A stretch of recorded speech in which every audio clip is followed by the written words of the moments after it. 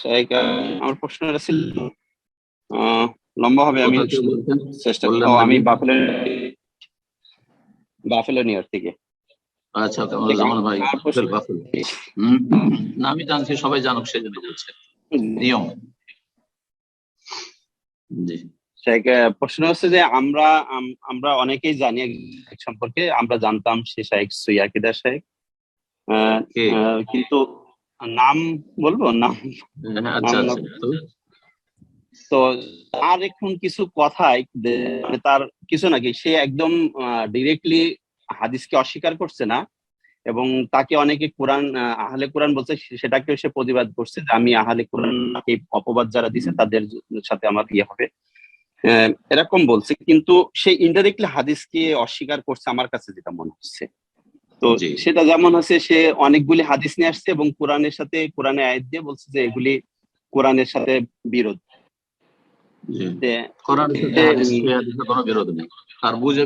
কিন্তু সে বলছে, যেমন আমি আপনাকে একটা হাদিসের কথা বলি, যেমন অনেকগুলি হাদিসের কথাই সে বলছে। যেমন যে হাদিসটা আমরা জানি যে রমজান মাসে শয়তানকে গলাবদ্ধ করা হয়, আমরা এটাও জানি যে আল্লাহ সুবহানাহু ওয়া তাআলা ইবলিসকে কিয়ামতের দিবস কাল পর্যন্ত অবকাশ দিয়েছে। উনি এখানে আছে এই আয়াতের সাথে এই হাদিস বিরোধ, কারণ আল্লাহ সুবহানাহু ওয়া তাআলা বলেই দিয়েছে, অবকাশ দিয়েছে। কিন্তু এখন এখানে হাদিস যদি বলে যে তাকে শিকলবদ্ধ করবে, কোরআনে কোথাও এরকম বলা নাই যে শিকলবদ্ধ, এরকম একটা অসংখ্য হাদিস উনি এইভাবে কোরআনের নিয়ে আসতেছে। এবং হাদিসের বুঝতে পেরেছি, প্রশ্ন বুঝে নিয়েছি। আপনার প্রশ্ন বেশি লম্বা হলে আবার উত্তর দেওয়া মুশকিল। তো কথা হচ্ছে যে আপনি যেই শ্রেণীর লোকের কথা বলছেন যে যারা কিছু কিছু হাদিস অস্বীকার করছে, বলছে কোরআনের সাথে বিরোধ রয়েছে, তার জ্ঞানে বিরোধ রয়েছে, কোরআন হাদিসে বিরোধ নেই।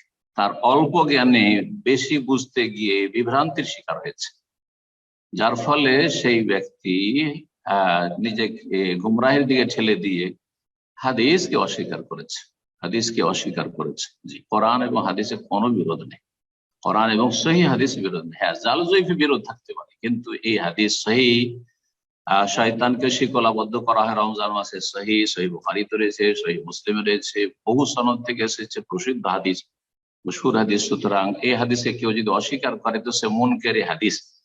মুনকারে হাদিস যারা হাদিস অমান্যকারী, তারা দুই ভাগে বিভক্ত, এটা আপনাদেরকে জেনে রাখতে হবে। এক হচ্ছে মুনকারে হাদিস, মুনকারুল হাদিস কুল্লিয়ান, পুরোপুরি টোটালি হাদিস মানে না, হাদিসকে ইসলামের উৎস হিসাবে মানেই না, আমরা শুধু কোরআন মানবো আর হাদিস মানবই না, তাহলে তারা মুসলিম নয়, কাফের।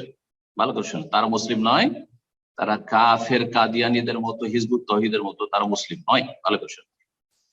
আরেক দল হচ্ছে মুনকারুল হাদিস জুজইয়ান, আংশিক হাদিস অস্বীকার করে, ইমাম মেহেদীর হাদিস অস্বীকার করে দিল, অথবা এই যে রমজানে শিকলাবদ্ধ করা হয় শয়তানকে, হাদিস অস্বীকার করে দিল, বিভিন্ন অজুহাত শুবহাত তার মধ্যে শয়তান সংশয় ঢুকিয়ে দিয়েছে, যার ফলে তো এরা হচ্ছে আংশিক হাদিস অস্বীকারী, এরা হচ্ছে গোমরাহ, দাল্লুন মুদিল্লুন, পথভ্রষ্ট, নিজে পথভ্রষ্ট, অন্যকে পথভ্রষ্টকারী। এদের কারণে অনেকে পথভ্রষ্ট হয়। এদের রোগ হচ্ছে যারা পাকিস্তান থেকে পড়ে এসছে। পাকিস্তান থেকে পড়ে আসা, রাগ করবেন না কেউ, কারণ এর আগে মিশর সম্পর্কে বলাতে অনেকে রাগ করেছে। মিশর থেকে অধিকাংশ পড়ে এসেই মানহাজের ক্ষেত্রে বিভ্রান্ত। ঠিক তেমনই পাকিস্তান থেকে পড়ে এসে অধিকাংশই দেখা যাচ্ছে এরা মুনকারে হাদিস। জি, কারণ এই ফিতনা পাকিস্তানে খুব বেশি, কথা বোঝা গেছে, যার ফলে এই হাদিসকে অস্বীকার করে। যারা আকলকে নাকলের ওপর, অর্থাৎ বিবেককে দলিল কোরআন সুন্নাহর ওপর প্রাধান্য দেয়, অল্প জ্ঞান আছে শরীয়তের, কোরআন হাদিসের, আর বিবেককে বেশি খাটাতে যায়, তারা গোমরাহির শিকার হয়। তো এই ব্যক্তিও সেই রকমই গোমরাহির শিকার হয়েছে, দাল্লুন মুদিল্লুন। আমিও এই ধরনের লোক থেকে সতর্ক করছি, যারা কোন হাদিসকে, একটি অথবা একাধিক হাদিসকে অস্বীকার করেছে, সব বেশি অস্বীকার করেনি, কিন্তু অনেক হাদিসকে অস্বীকার করেছে, অথবা এক দুটো চারটা হাদিসকে, সহিহ হাদিসকে অস্বীকার করেছে। যেমন কেউ ইব্রাহিম আলাইহিস সালামের 3টি মিথ্যা বলার হাদিসকে অস্বীকার করলো, তো এরা গোমরাহির শিকার। জি, এরা গোমরাহির শিকার, পথভ্রষ্ট। জি, আশা করি বুঝতে পেরেছেন। জি।